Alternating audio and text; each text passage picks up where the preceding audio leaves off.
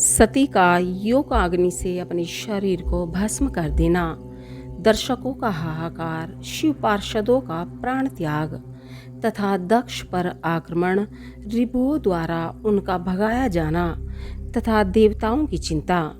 ब्रह्मा जी कहते हैं, नारद, मौन हुई सती देवी अपने पति का सादर स्मरण करके शांत चित्त हो सहसा उत्तर दिशा में भूमि पर बैठ गई। उन्होंने विधि पूर्वक जल का आचमन करके वस्त्र ओढ़ लिया और भाव से आंखें मूंद कर पति का चिंतन करती हुई वे योग मार्ग में स्थित हो गई। उन्होंने आसन को स्थिर कर प्राणायाम द्वारा प्राण और अपान को एक रूप करके नाभि चक्र में स्थित किया।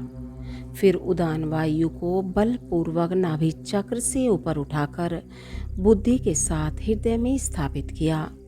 तत्पश्चात शंकर की प्राणवल्लभा आनंदिता सती उस हृदय स्थित वायु को कंठ मार्ग से भ्रकुटियों के बीच में ले गई। इस प्रकार दक्ष पर कुपित हो सहसा अपने शरीर को त्यागने की इच्छा से सती ने अपने संपूर्ण अंगों में योग मार्ग के अनुसार वायु और अग्नि की धारणा की। तदंतर अपने पति के चरणारविंदों का चिंतन करती हुई सती ने अन्य सब वस्तुओं का ध्यान भुला दिया। उनका चित्त योग मार्ग में स्थित हो गया था, इसलिए वहां उन्होंने पति के चरणों के अतिरिक्त और कुछ नहीं दिखाई दिया। मुनिश्रेष्ठ, सती का निष्पाप शरीर तत्काल गिरा और उनकी इच्छा के अनुसार योग अग्नि से जलकर उसी क्षण भस्म हो गया। उस समय वहां आए हुए देवता आदि ने जब यह घटना देखी तब वे बड़े जोर से हाहाकार करने लगी। उनका वह महान अद्भुत विचित्र एवं भयंकर हाहाकार आकाश में और पृथ्वी तल पर सब ओर फैल गया। लोग कह रहे थे, हाय, महान देवता भगवान शंकर की प्रेम प्रेयसी सती देवी ने किस दुष्ट के दुर्व्यवहार से कुपित हो अपने प्राण त्याग दिए। अहो ब्रह्मा जी के पुत्र, इस दक्ष की बड़ी भारी दुष्टता तो देखो। सारा चराचर जगत जिसकी संतान है उसी की पुत्री मनस्विनी सती देवी, जो सदा ही मान पाने के योग्य थी, उसके द्वारा ऐसी निरादृत हुई कि प्राण उससे ही हाथ धो बैठी। भगवान वृषभध्वज की प्रिया सती सदा सभी सत्पुरुषों के द्वारा निरंतर सम्मान पाने की अधिकारिणी थी। वास्तव में उसका हृदय बड़ा ही असहिष्णु है। वह प्रजापति दक्ष ब्राह्मण द्रोही है, इसलिए सारे संसार में उसे महान अपयश प्राप्त होगा। उसकी अपनी ही पुत्री उसी के अपराध से जब प्राण त्याग करने को उद्यत हो गई, तब भी उस महान नरक भोगी शंकर द्रोही ने उसे रोका तक नहीं। जिस समय सब लोग ऐसा कह रहे थे, उसी समय शिवजी के पार्षद सती का यह अद्भुत प्राण त्याग देख तुरंत ही क्रोधपूर्वक अस्त्र शस्त्र ले दक्ष को मारने के लिए उठ खड़े हुए।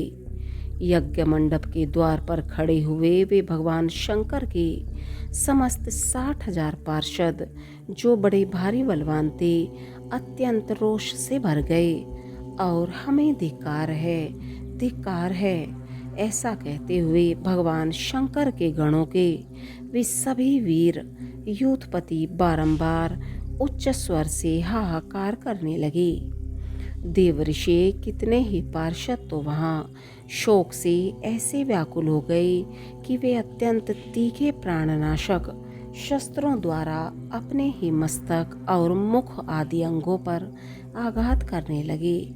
इस प्रकार 20,000 पार्षद उस समय दक्ष कन्या सती के साथ ही नष्ट हो गए।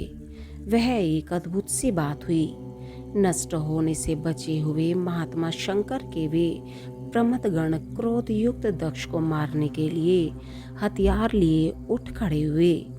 मुने उन आक्रमणकारी पार्षदों का वेग देखकर भगवान भृगु ने यज्ञ में विघ्न डालने वालों का नाश करने के लिए नियत अपहता असुरः रक्षः सीवेदिशतः इस यजुर्मंथ से दक्षिणाग्नि में आहुति दी। भृगु के आहुति देते ही यज्ञ कुंड से ऋभु नामक सहस्त्रोमान देवता, जो बड़े प्रबल वीर थे, वहां प्रकट हो गए। मुनीश्वर उन सब के हाथ में जलती हुई लकड़ियां थी। उनके साथ प्रमथ गणों को अत्यंत विकट युद्ध हुआ, जो सुनने वालों के भी रोंगटे खड़े कर देने वाला था।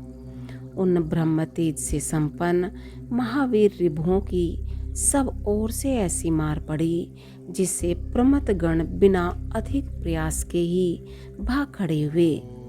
इस प्रकार उन देवताओं ने उन शिव गणों को तुरंत मार भगाया। यह अद्भुत सी घटना भगवान शिव की महाशक्तिमती इच्छा से ही हुई। यह सब देखकर ऋषि, इंद्र आदि देवता, मरुतगण, विश्वेदेव, अश्विनी कुमार और लोकपाल चुप ही रहे। कोई सब ओर से आकर वहां भगवान विष्णु से प्रार्थना करते थे कि किसी तरह विघ्न टल जाए।